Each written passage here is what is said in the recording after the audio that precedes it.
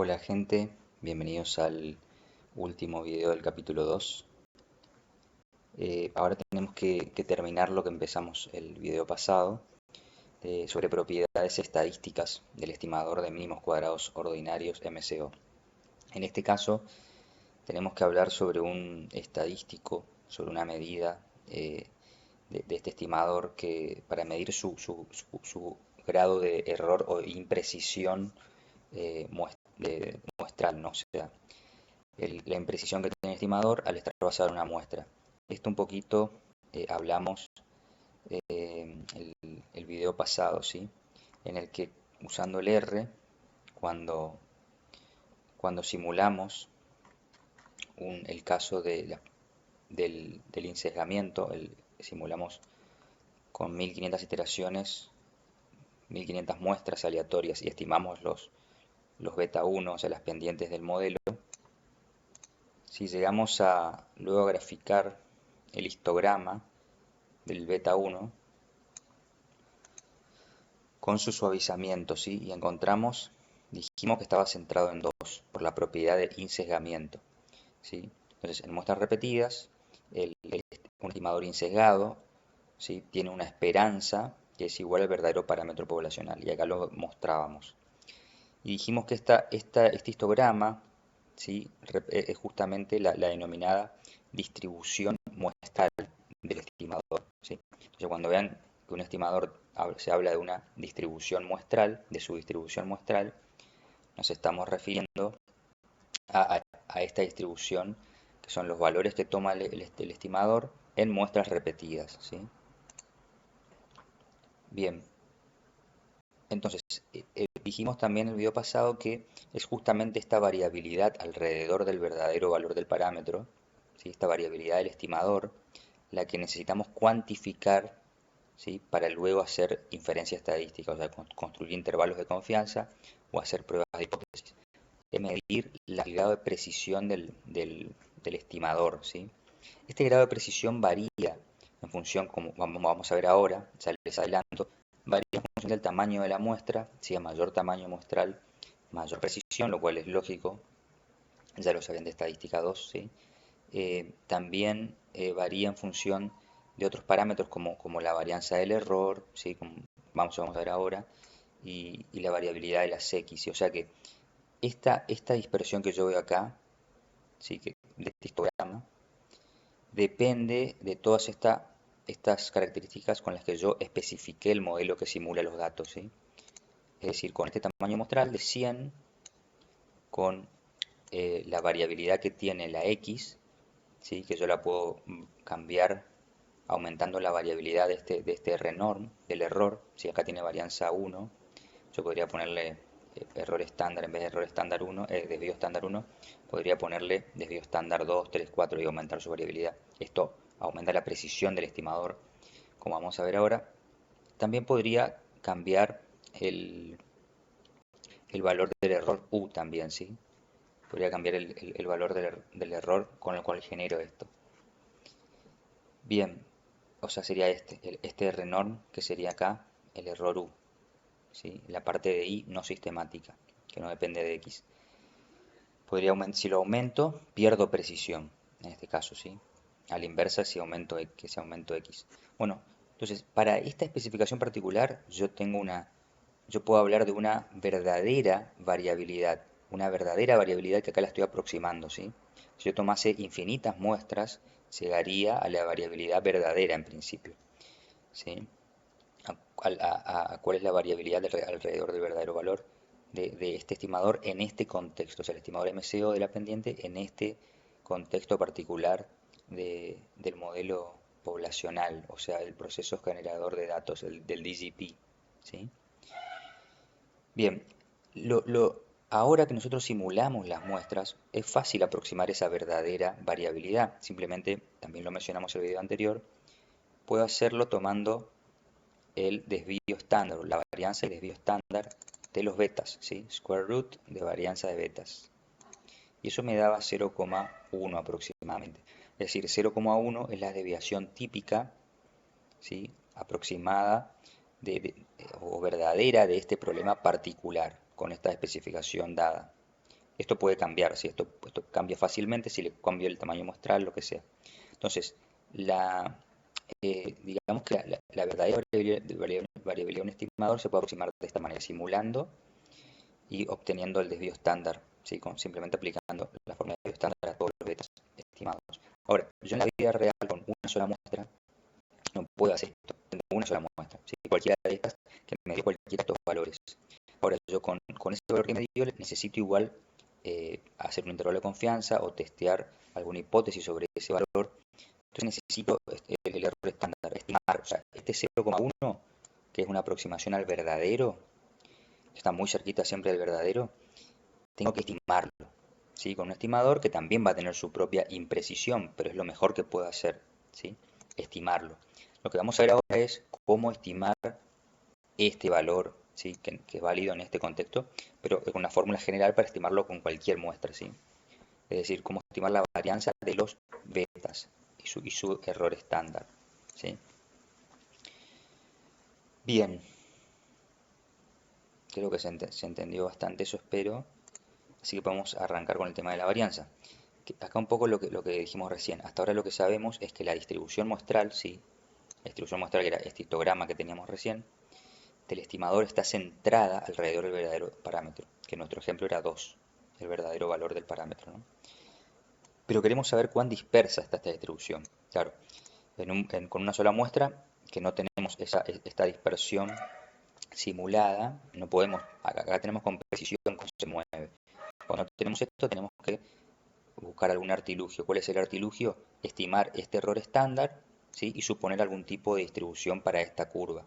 Normalmente suponemos que es normal o T-Student, lo que fuese. Bueno, la T-Student es para otra cosa, no para los betas. Suponemos que es normal, ¿sí? Ese es el artilugio para aproximar esta distribución, ¿se entiende? Bien, perdón, esto es otra cosa. Entonces, ¿cómo hacemos para cuantificar entonces esa variabilidad muestral? Pues ese error de muestreo que tiene el estimador, o por muestreo, error muestral. Es mucho más fácil analizar esta varianza si establecemos un supuesto adicional. Bueno, hay que estimar la varianza, ¿sí? Del estimador MCO para llegar a estimar, como dijimos, este valor de 0,1, ¿sí? Del error estándar. Entonces, acá es simplemente un supuesto que facilita el cálculo de la varianza, ¿sí? Este supuesto, como los otros, se pueden levantar.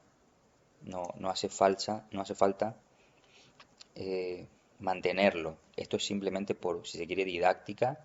Y no solo por didáctica, o sea, si bien muchas veces se viola este supuesto, hay muchas veces que sí se cumple. Y si se cumple, hay que usar esta fórmula de varianza que vamos a ver ahora, ¿sí? O sea, no es un supuesto que nunca se cumple, no. Esta vez, cuando se cumple, que se da muchas veces, hay que usar esta fórmula. ¿Por qué? Porque es la que mejor funciona, la que mejor estima esta variabilidad que queremos estimar. Bien, antes de seguir, aclarar unas definiciones y que de estadística sabemos que la varianza de una variable, en este caso u, condicional a otra variable, en este caso x, se puede escribir como la esperanza de la variable al cuadrado menos la esperanza de la variable todo al cuadrado, es decir, el cuadrado de la esperanza. Acá era la esperanza de solo la variable elevada al cuadrado. Esta es la definición de varianza típica que existe sin condicionar a x. Y si existe sin condicionar a x, también existe condicionando, ¿sí? Ahora, la esperanza de u dado x sabemos que es 0, por el supuesto 3 de Gauss-Markov. Entonces me queda solamente esperanza de u cuadrado dado x. Bien, o sea y a eso yo le llamo sigma cuadrado, que es la varianza de u, ¿sí? Me queda igual a la esperanza de los residuos, perdón, los errores al cuadrado condicionados a x. Que como es constante, como es una constante, la varianza condicionada es igual a la varianza no condicionada, ¿sí? Por propiedad de la esperanza. Por lógica. Entonces, este sigma cuadrado es también la varianza no condicional, esta, ¿sí? Llamada varianza del error. O sea que sigma cuadrado en definitiva es la varianza del error, sea condicional a x o no condicional a x. Es constante, por eso, ¿sí? Bueno, esta es la varianza del error, la que le ponemos eh, la que vamos a utilizar para estimar la variabilidad de beta. Sí, va a ser uno de los elementos. Por eso lo estamos trabajando, analizando, definiendo correctamente. Sí, entonces, si sigma cuadrado era la varianza del error, sigma es el desvío estándar, ¿sí? La raíz cuadrada de la varianza del error sería la desviación estándar o desviación típica del error. Entonces con todo esto podemos, digamos, esto no es necesario para la derivación de la varianza del estimador, de beta 1 estimado, pero simplemente lo ponemos acá para dejar claro la estructura del modelo. Fíjense que este es el momento de orden 1 de i respecto de x, y este sería el momento de orden 2 de i respecto condicional a x, ¿no? Y ya tenemos definido entonces los dos momentos de i, de la distribución condicionada de i con respecto a x. La media tiene esta forma, dependiente de x, la función de regresión, y la varianza es constante, igual a sigma cuadrado. ¿Está? Simplemente para mostrar una definición. Bien, este grafiquito muestra el caso homocedástico, cuando el error sigma cuadrado es una constante, justamente no depende de x. Es decir, la variabilidad de los errores no cambia con x. Esto quiere decir básicamente que esta campana que tenemos acá, que mostraría la variabilidad que tiene la variable i, y en realidad también el error u. Acuérdense que el error u se define como la diferencia entre un punto que esté por acá o por acá respecto a este punto central que pasa por la recta. Si esa diferencia eran los residuos, lo que intentamos minimizar al elegir esta recta, ¿sí? Al elegir los parámetros de esta recta. Entonces, lo que están acá como positivos y acá como negativos son los errores, ¿sí? En el caso de la población. Entonces, esta distribución de errores, que me da la variabilidad de los errores, es igual que esta que está acá. Eso es homocedasticidad, ¿sí? La variabilidad de los errores alrededor del i estimado, ¿sí? Es la misma por más que me mueva en x, ¿sí? El caso heterocedástico va a ser al revés, o sea, va a ser distinto. Va a ser, por ejemplo, que la variabilidad de los errores alrededor de la recta de regresión, ¿sí? Sea creciente en x. Podría ser también decreciente, vamos a tener al revés. Acá tenemos que poca variabilidad cuando x es baja, y cuando x crece aumenta la dispersión. Ven que estas campanas son diferentes. Bueno, más adelante, capítulo 7 creo que es, volveremos a específicamente este tema de heterocedasticidad. Por ahora esto es suficiente para entender lo que es la homocedasticidad, ¿sí? Bueno, a continuación vamos a mostrar una derivación de la varianza de MCO. Esta es básicamente para derivar la formulita de la varianza del beta 1 estimado, ¿sí? Varianza de beta 1 estimado. Es lo que yo quiero derivar, o sea, para justamente tener una fórmula para estimar este desvío estándar que, por ejemplo, acá lo aproximé para este caso particular, ¿sí? Como con una muestra, cualquiera de estas de las 1500 que me salieron acá, aplicando una formulita puedo estimar esto, ¿sí? Y tener una idea de cómo es la dispersión de esta distribución. Bueno, lo que hacemos es aplicar varianza a esta fórmula que está acá dentro del paréntesis, ¿sí? Varianza de beta 1 más 1 sobre c cuadrado de x por sumatoria de di ui. Esta fórmula les debe sonar del insesgamiento, porque es la misma fórmula la cual la utilizamos para deducir el insesgamiento de MCO. Voy a volver, ¿sí? A la parte de insesgamiento, ponemos los supuestos y llegábamos a esta fórmula, ¿ven? Trabajando con el numerador, ¿sí? De la fórmula del estimador, llegamos a esta expresión, a esta. Si beta 1 estimado es igual a beta 1 más sumatoria de xi menos x media ui sobre x. A esto llamábamos di y ya teníamos esa expresión, que es esta, ¿no? Acá está. El beta 1 estimado es igual a esta expresión, que es exactamente la que tenemos para sacar la varianza. Acá en el insesgamiento lo que hacíamos era aplicar esperanza a ambos lados de esta igualdad, ¿sí? Para la varianza vamos a hacer lo mismo, pero aplicando varianza a ambos lados de la igualdad y ver qué supuestos de Gauss-Markov entran en juego, que vamos a ver que todos los supuestos de Gauss-Markov entran en juego. Para llegar a esta fórmula ya entró en juego el supuesto 1, de que el modelo es este, lineal, regresión lineal simple, ¿sí? Porque eso lo reemplacé en este desarrollo para llegar a esta fórmula. Bien, veremos qué más se aplica para la varianza. Acá, la varianza de beta 1, entonces me queda igual a varianza de esa fórmula. Como acá tengo beta 1, que es una constante, la varianza de una constante es 0. Así que al distribuir la varianza acá adentro me queda varianza de beta 1, 0. Así que me queda varianza este segundo término. Pero recuerden que así como hacíamos la esperanza en el insesgamiento, la varianza también está condicionada a las x, ¿sí? a los valores muestrales de x.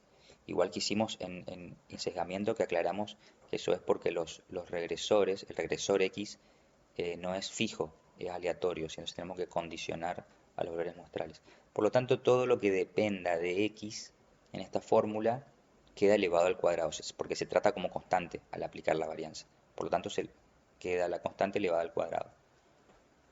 Entonces me queda, aplicando la varianza, me queda este 1 sobre la suma total de cuadrados de x elevada al cuadrado, pues se trata como constante, ¿sí? Por varianza de sumatoria de di por ui. Como di es también una función de x, o sea, x menos su media, entonces también al meter varianza acá adentro va a quedar d elevada al cuadrado. Ahora, lo que me queda después que es ui sí es una variable aleatoria y que se le aplica la varianza.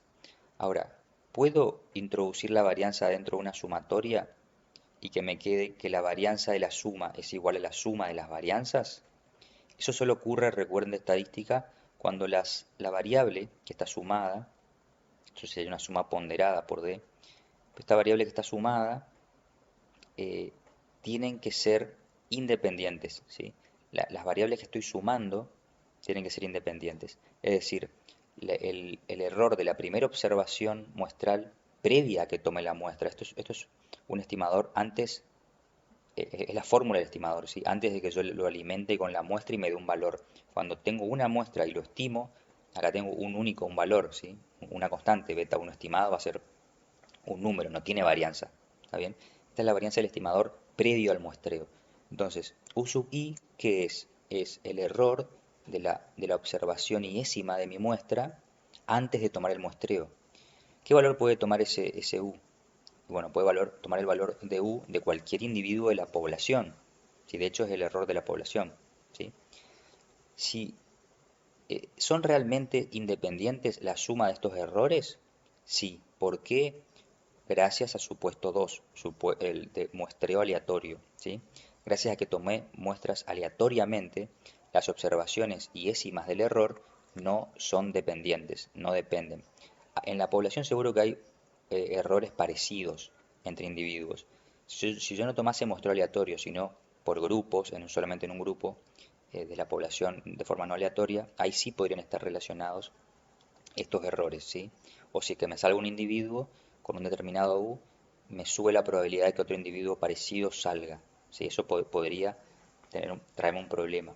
Pero acá no, acá como es muestreo aleatorio, que me salga un individuo iésimo, no implica que me aumente la probabilidad de que salga otro individuo jésimo particular, ¿sí?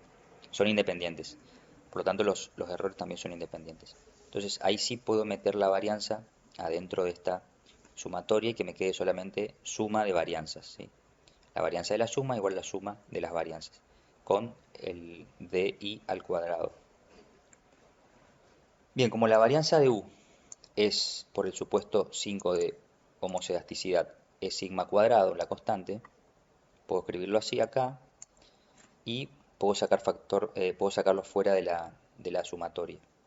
Entonces me queda fuera de sumatoria por 1 sobre ese suma total de cuadrados de x por sumatoria de esto también es suma de x menos su media al cuadrado, o sea, suma total de cuadrados de x. O sea que puedo simplificar esta suma total de cuadrados con una de las que están acá, dividiendo, porque esto está al cuadrado, ¿no? O sea que puedo simplificar una de estas que está dividiendo, que me queda entonces potencia 1, por esta que está acá, que es lo que está acá abajo, ¿no? Entonces la varianza de beta 1 me queda en definitiva igual a la varianza del error sigma cuadrado dividido la suma total de cuadrados de x. Bien, esta formulita yo la escribí acá, que es lo mismo, porque algunos por ahí tienden a no interpretar bien, no es bien explícita esta s de x cuadrado, ¿no? Esta suma total de cuadrados de x.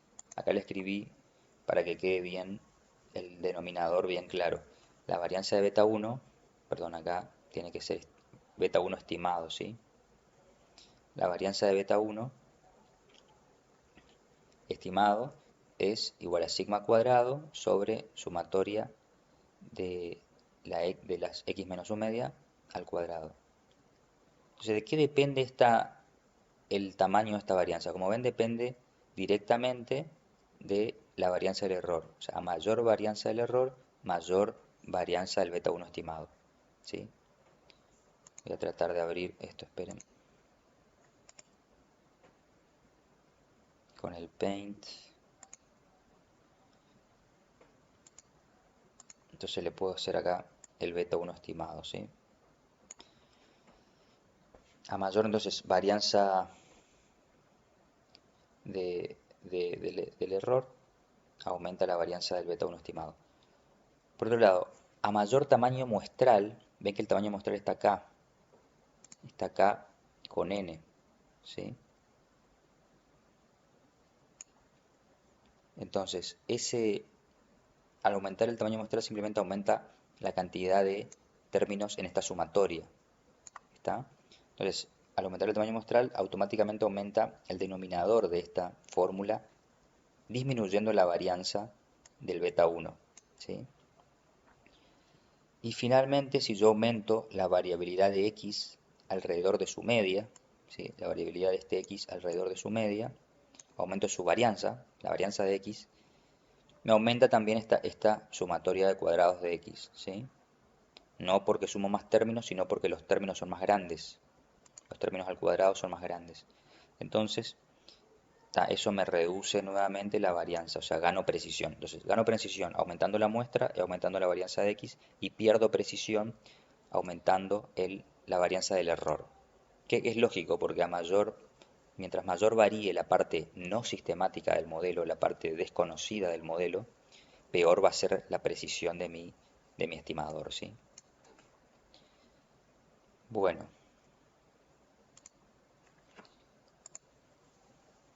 entonces, hasta ahí más o menos queda claro, espero. El problema es que, bueno, eso que dijimos es lo que está acá, ¿no? A mayor varianza del error, mayor varianza del estimador de la pendiente, está. A mayor variabilidad de las X, menor varianza, a mayor tamaño muestral, menor varianza también. El problema es que la sigma cuadrado es desconocida, ¿sí? Por lo tanto, no la conocemos, así que no podemos aplicar esta formulita. No la conocemos a esto, ya, pero se puede estimar. Esta es la varianza del error. Los errores no observamos, por eso no podemos estimar esto. No podemos, digamos, conocer. Pero sí lo podemos estimar. ¿Cómo? Con los residuos. Si conocemos los residuos, luego de la estimación MCO, podemos usar la varianza de los residuos para estimar la varianza del error. ¿Sí? Entonces, básicamente, les dice, si conocemos los residuos, U sub y sombrerito, podemos usarlos para construir un estimador de sigma cuadrado. Bueno, y acá hay una pequeña digresión. Primero definir lo que es el residuo, que es igual a las observaciones de I menos la parte sistemática del modelo. Y acá hay una cuestión que no hace falta para derivar, para estimar esto, pero simplemente para mostrar las fuentes del error de que hablamos cuando hablamos de propiedades algebraicas, ¿recuerdan? Hablamos de las fuentes del error, que dijimos que los supuestos poblacionales de esperanza de los errores igual a cero y covarianza del error con x igual a cero, si las dos primeras propiedades algebraicas, estas las imponemos en la muestra porque se cumplen exactamente en la población, pero resulta que en mi muestra pueden no cumplirse exactamente. Entonces esto me induce a errores, al error muestral. Bueno, esto está reflejado acá porque también vimos que cuando graficábamos los errores contra la X y los residuos contra la X, los errores y los residuos no eran iguales, ¿sí? Y ese era el error, bueno, el error muestral al basarlo en una muestra e imponer los supuestos poblacionales a la muestra. Entonces, acá lo que hacemos es reemplazar I, las observaciones de I, por su expresión como modelo en función de X y U, ¿sí? Acá abajo. Y reordenamos esto de tal forma que me quede los beta 0 estimado menos beta 0, menos beta 1 estimado menos beta 1. Ven que acá dentro de los paréntesis tengo, en esta parte, dentro de los paréntesis tengo una resta, ¿sí? De los estimadores menos sus verdaderos valores poblacionales. Entonces fíjense que el residuo difiere del error por ese término que depende de estas diferencias. ¿Está? O sea, en cuánto difiere la ordenada al origen a su valor estimada menos la verdadera y cuánto difiere la pendiente estimada menos la verdadera. ¿Está? Es para que vean un poco más de qué depende la diferencia entre los errores. Pero digamos que todo se deriva de estas fuentes de error, ¿sí? De que los supuestos que le impongo no se cumplen exactamente en la muestra y el error va a ser más grande mientras menos se cumplan, ¿sí? Bueno, luego podemos construir ahora sí, esto no es solamente una digresión, lo dije recién, para verlo de otra manera, eh, pero lo que importaba era el error estándar, perdón, la varianza del error. Vean que lo que hago es suma de los residuos al cuadrado, ¿sí? No conocemos los errores, pero conocemos los residuos, así que podemos elevarlos al cuadrado y estimar esta suma de residuos al cuadrado y dividirlo por n-2.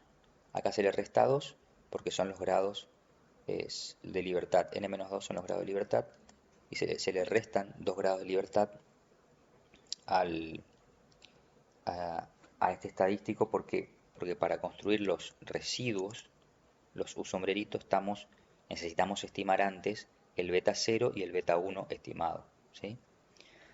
Por lo tanto, usamos dos restricciones, que son las dos condiciones de primer orden de MCO, y por lo tanto perdemos 2 grados de libertad.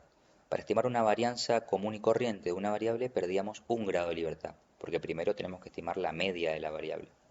¿Sí? Para la varianza hacemos, la varianza es igual a x menos su media al cuadrado, sumatoria dividido n, ¿no? Entonces perdemos 1 grado de libertad porque estimamos un parámetro. Ahora estimamos 2, perdemos 2 grados de libertad.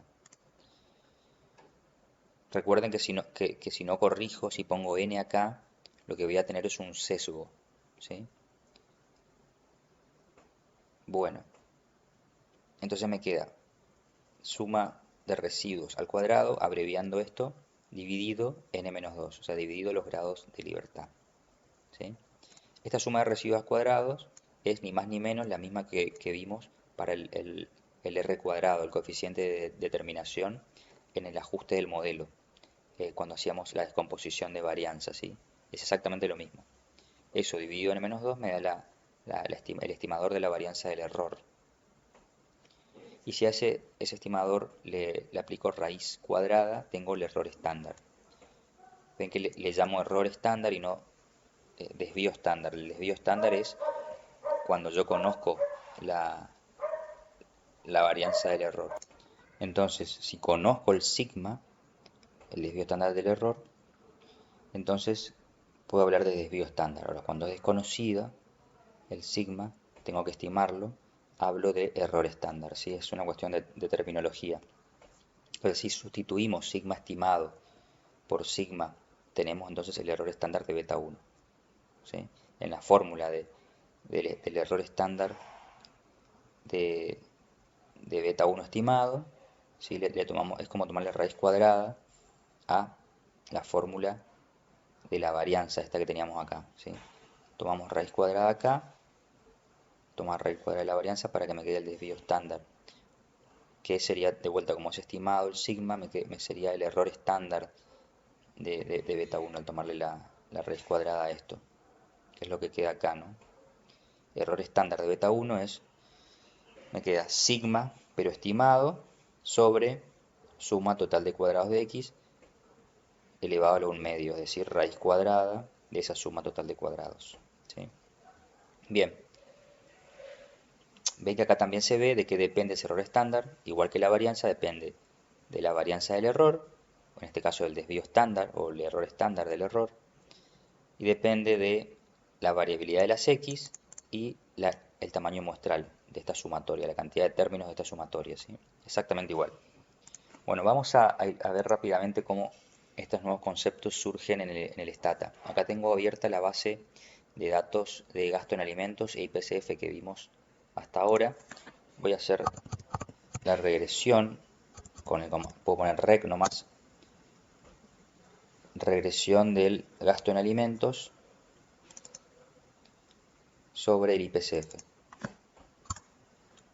Bueno, acá surgen estos datos que ahora ya sabemos que esta columna de error estándar es justamente la estimación que surgen de esta formulita final que vimos acá, ¿sí? Del error estándar de beta 1 estimado.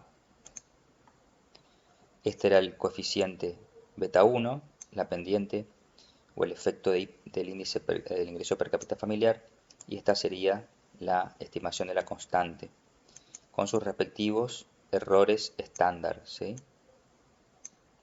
Bien, eso es lo nuevo para verlo dónde está reflejado en la salida del Stata. Con ese error estándar se construye este estadístico de prueba que vamos a ver más adelante, pero ya tienen una idea de que es un estadístico de prueba para hacer pruebas de hipótesis con su p-valor correspondiente. Y se construyen los intervalos de confianza también para esta estimación. Esta es la estimación puntual, esta sería la estimación por intervalo. Les voy adelantando para que vayan atando cabos de lo que vamos a ver antes. Esto que estamos viendo ahora es para sacar este error estándar, que es una medida de precisión que se usa para cuantificar el error muestral. Acuérdense que tener un intervalo de confianza es más útil que la estimación puntual porque me mide el grado de precisión. Mientras más amplio el intervalo, menor precisión. Mientras más ajustado, más estrecho el intervalo, mayor precisión, ¿sí? Porque menor error estándar. Bueno, y vamos para finalizar, vamos al R para simular un poquito estos conceptos para que queden más claros. Acá, cuando tienen en el título variabilidad del estimador, ¿sí? Cuando cambia el tamaño muestral en principio, vamos a ver. Lo que voy a hacer es un bucle for en el que simulo tres modelos exactamente iguales a los que simulé anteriormente, solamente cambiando el tamaño de la muestra que tomo, ¿sí? El primero es de 50, el segundo es de 100 y el tercero es de 500 observaciones, extraídas aleatoriamente o simuladas, que es lo mismo, de la población del proceso generador de datos y de las leyes que gobiernan la generación de datos.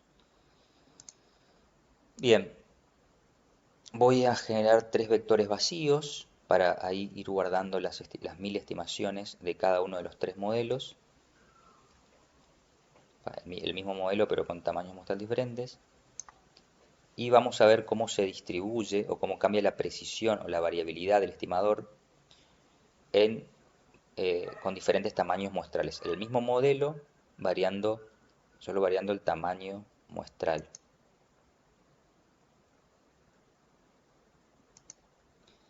Bueno, una vez que corran eso, vamos a graficar, como dice acá, las distribuciones muestrales del estimador para los tres tamaños muestrales. Bueno, antes que nada, fíjense que si yo corro solamente plot, ¿sí? No corro este comando de arriba, x11, digamos. Si yo corro esto al plot, me sale el plot en esta ventana de gráficos, ¿sí? Como ya vimos antes. Si corro lines, bueno, me va a graficar en esta ventana el gráfico, ¿no? Sin problema. Pero ¿qué pasa si yo corro primero el x11, este que está acá arriba? me abre una nueva ventana. Esto está bueno para que sepan si quieren hacer gráficos más grandes. Corro luego el plot y la ventana me aparece en otra ventanita aparte, entonces la tengo que buscar acá en la barra, ¿sí? Se minimiza automáticamente como cualquier otro programa.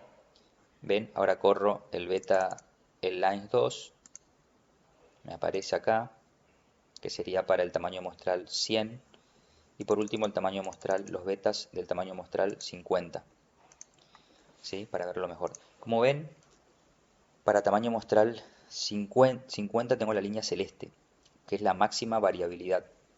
O sea, este problema para un tamaño muestral 50, fíjense que se mueve entre las peores estimaciones están en 1,6, cerca de 1,6 y cerca de 1,4, alrededor de 1,4, ¿sí? Hasta llegan a 1,5 algunas acá. Perdón, 2,5. 2,4 y 2,5.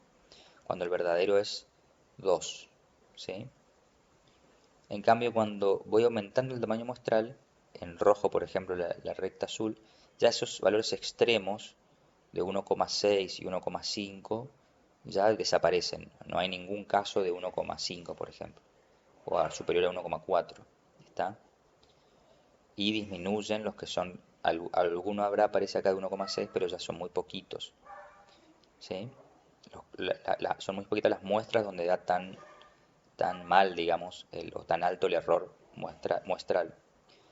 Y si le vamos a 500, ya vemos que prácticamente nos movemos dentro del intervalo 1,80 y pico y 2,1 más o menos, o digamos casi 2,2, podríamos decir menos que 2,2. O sea que desaparecen la posibilidad de tener estos valores entre 1,6 y 1,8, por ejemplo, y 2,2 y 2,4. Ninguna muestra sale tan mal o tiene tanto error muestral. Mal entre comillas, ¿sí? Porque esto es simplemente algo natural de la estadística, o sea, siempre el error muestral está presente, no es algo que esté mal, es lo que hay y lo que tenemos que hacer es cuantificarlo lo mejor posible, que eso es lo que estamos haciendo estimando el error estándar. Lo que tenemos que hacer es siempre tenerlo en cuenta para salir de lo que es simplemente estadística descriptiva, ¿sí? En principio, después veremos que realmente es descriptivo y que es inferencial en economía, en particular y econometría. Bueno, me faltó trazar el verdadero valor del parámetro, acá, ¿sí? En 2, para que vean que todas están centradas en 2. Voy a correr de vuelta esto. Acá vemos que las tres distribuciones son insesgadas, ¿sí? El insesgamiento no depende del tamaño muestral, lo único que depende es la variabilidad, ¿sí? Entonces, como dijimos, esta varianza o este error estándar es un elemento que tiene que ver con una propiedad estadística, por eso está en propiedades estadísticas, que es la eficiencia. Resulta que el estimador MCO es el más eficiente dentro de un grupo de estimadores que se llaman lineales e insesgados, ¿sí? Se suele abreviar como MELI, mejor estimador lineal insesgado. Lineal no quiere decir lineal en parámetros, ¿sí? Viene de cómo se construye el estimador, la fórmula del estimador, que es lineal en las observaciones de I. Bueno, pero eso es un tecnicismo que no viene mucho al caso, pero básicamente se refiere a cómo está expresada la fórmula del estimador, ¿sí? La fórmula del estimador que la teníamos acá, el beta 1. Ven que el estimador, si yo considero a x como dada en la muestra, como constante, como hacíamos con el condicionar por x, ven que de lo único que depende al tratar a x como constante es de y, ¿sí? Y todo este término sumatoria de x, xy menos x sobre ese x, si se trata como constante puede salir fuera. O sea, puede tomarse como constante, puede salir fuera de la sumatoria incluso, pero me queda como una suma ponderada de y. Si una suma ponderada de i es una combinación lineal de i, ¿sí? Eso se llama estimador lineal. Entonces, dentro de esa clase de estimadores lineales, el mínimo cuadrado ordinario es el más eficiente, es decir, de mínima varianza, ¿sí? El más preciso. Alternativas a eso son típicamente otros estimadores que se llaman mínimos cuadrados ponderados, que está más adelante en Bullrich, que vamos a verlo de refilón, pero básicamente se usan para corregir problemas de heterocedasticidad, pero vamos a ver otras formas de lidiar con eso. Eh, pero sería un ejemplo, por ejemplo, que de estimador lineal, que no es MCO, sino MCO ponderado y que es menos eficiente, pierde precisión al utilizarlo, ¿sí? En vez de MCO. Bueno,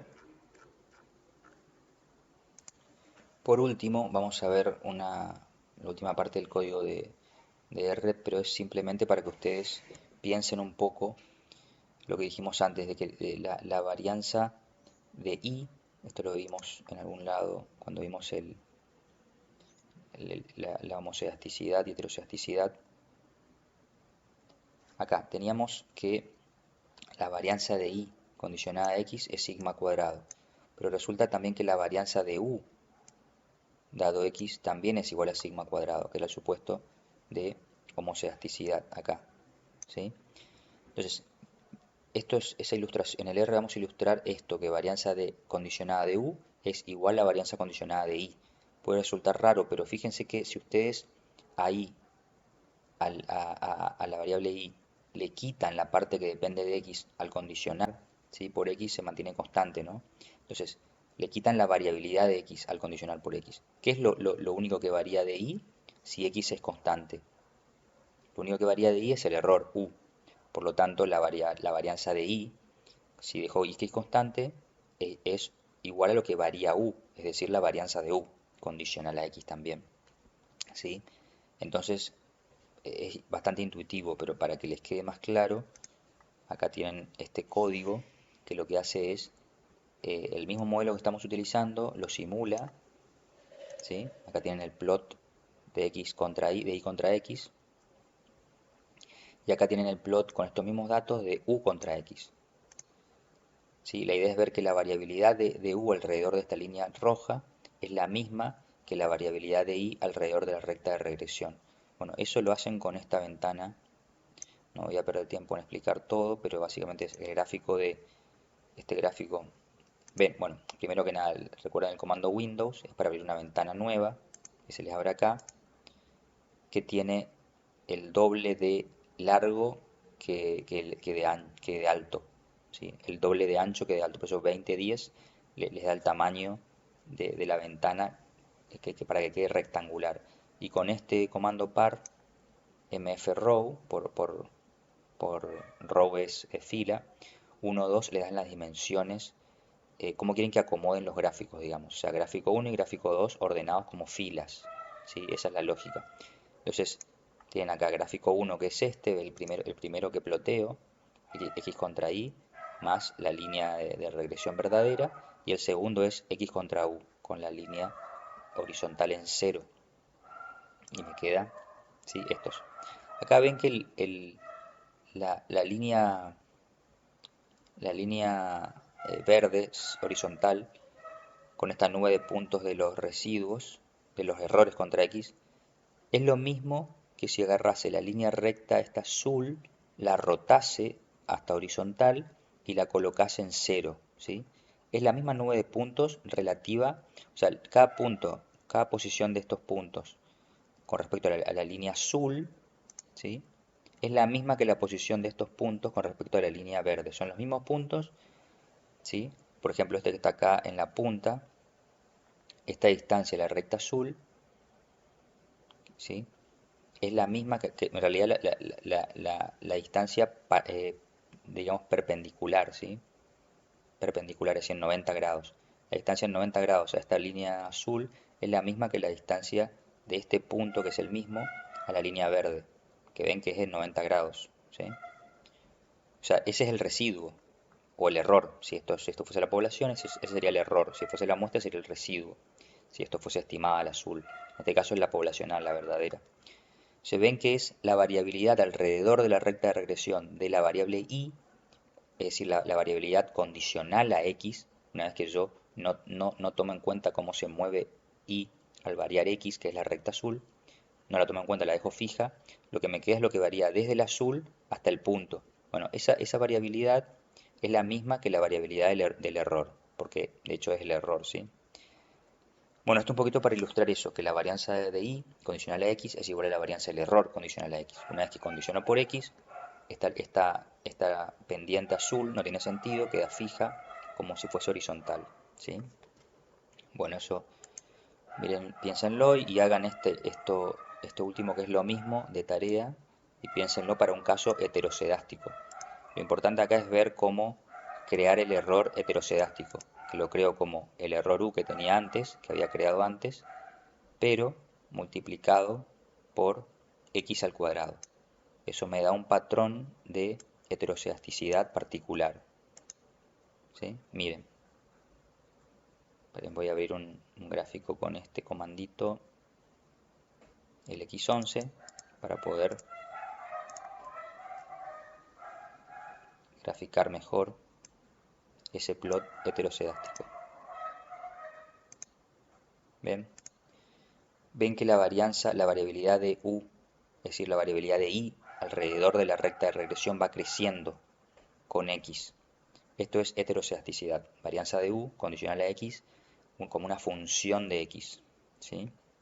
De hecho lo veo en el DGP, acá generé u, le llamé uet, u heterocedástico, como el error que tenía homocedástico anterior, pero multiplicado por x al cuadrado. Entonces vemos que la función, ¿sí? La variabilidad de u, el tamaño de u va a depender de x de forma no lineal. Bien, prueben ustedes y piénsenlo y nos vemos en el próximo video para comenzar con el capítulo 3.